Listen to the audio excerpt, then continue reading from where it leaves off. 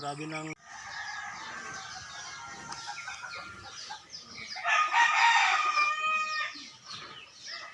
awara pati kasakit di mong konday sa kanan, kaliwa. Sa kanan ba rin? Paano mo sa pinakatuhod eh? Pangangawit.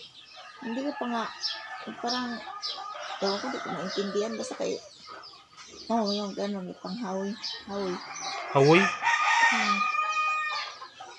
Balik daw ng sakit kayo din na ko.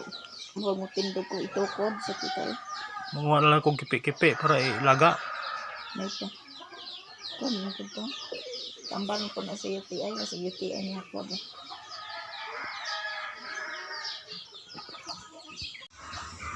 Ayan guys, manguha tayo ng kipi-kipi. Makahiya ba ang tawag yan sa Bisaya, sa Tagalog, kipi-kipi.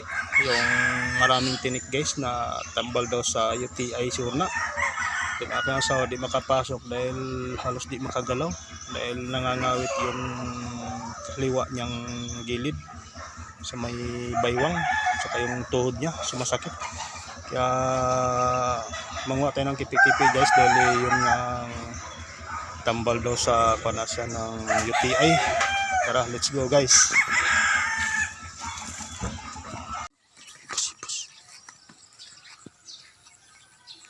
Ano raw?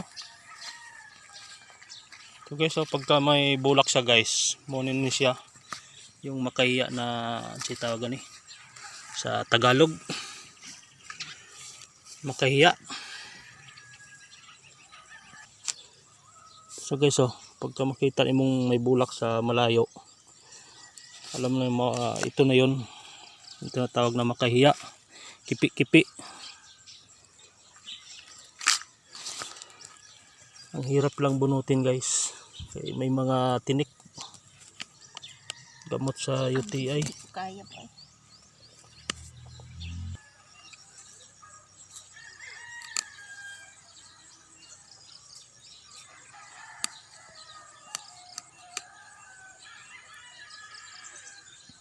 Ipos. Oh.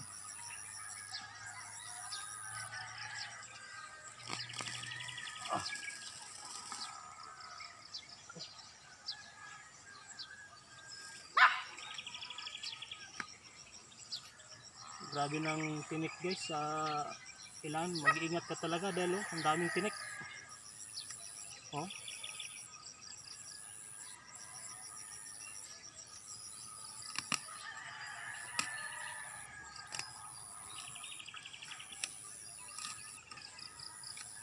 Ito lang kasi yung kailangan guys, so yung ugat, gamot. Sa Tagalog to, ang ugat. Ugat. Ito yung surto, oh. Apa? Ito, laki oh.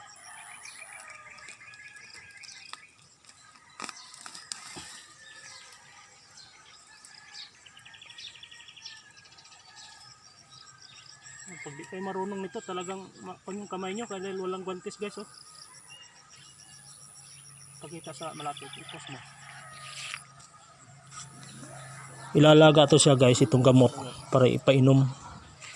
Nasa inyo na lang guys kung ilang baso, pero mas maganda yung 2 baso lang ang tubig nyo para pustiso talaga siya. Okay guys, maraming salamat sa panood sa Facebook page ko, Immortal Vlog. Thank you.